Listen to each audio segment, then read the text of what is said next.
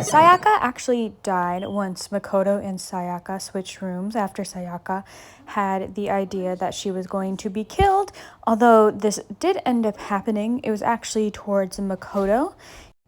Makoto did not end up getting killed. It was actually Sayaka, since she was in Makoto's room, ending up with Leon killing her. Totally not expecting her, but still killing her anyway, since he already was in a position to kill someone, leaving her dead and writing the words Leon on the wall, which eventually led to his death. He did clean up after himself and dispose of the evidence, but since she was very smart and decided to write his name on the wall, he was eventually caught. Makoto, while checking the incinerator, found Sayaka's unincinerated clothes on the ground, which led to more evidence that Leon was the killer.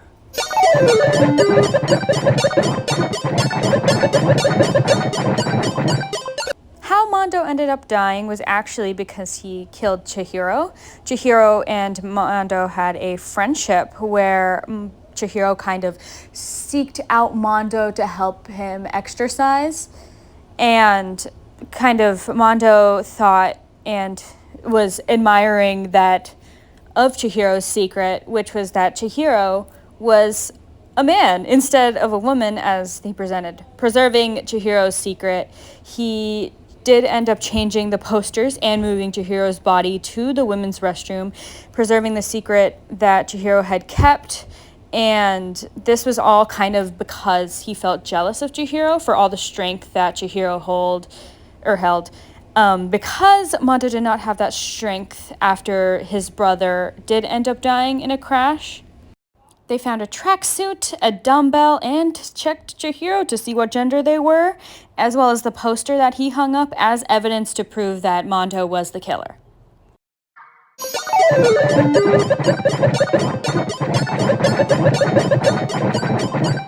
Celeste's execution was a little different, since it was technically a double murder, not done by Celeste herself, but actually done by Hifumi and Celeste.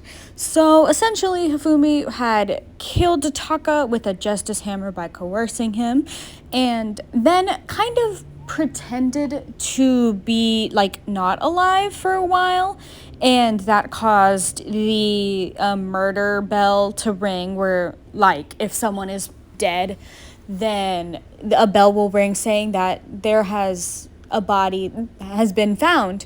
While this was happening, Hifumi pretended to be dead. Celeste swooped in and killed him, pretending to be a robot, and left a kind of camera on the ground showing her dressed up as a robot with him. Celeste did end up betraying Hifumi because of this, and which is what led to her discovery. Although Sakura's death is not actually a death, it still just involves her committing suicide. This was originally pinned on Toko Fukawa, who is also shown to be a murderous killer and a normal person at the same time due to having multiple personalities. Aoi kind of helped aid this, and she knew all along that Sakura had killed herself. Toko and Sakura had both been fighting, but the problem was that Sakura was originally pinned to be someone who would betray the group by Monokuma, and Sakura, being someone who is very non-threatening but very strong and a very kind person, she kind of killed herself to benefit other people and not get other people hurt.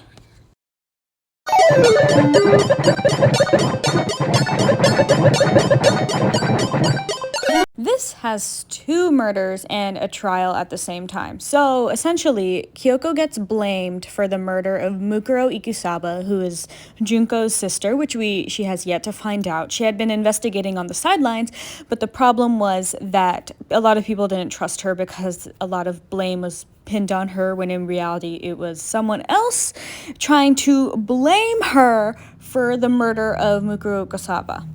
This can be unlocked if Makoto does not trust Kyoko Kirigiri and ends up falling for Monokuma's plan to kill her due to the fact that she knows what is going on and that she is aware of the issues and all of Monokuma's tactics to kill everyone and cause despair. Kyoko sadly does have to die, and this kind of does end up having a bad ending where Makoto, who is in love with Kyoko, has to live trapped inside of this place forever since Kyoko is the only person who knows the information about Monokuma and who he really is, never finding Junko and ending up living there forever in despair.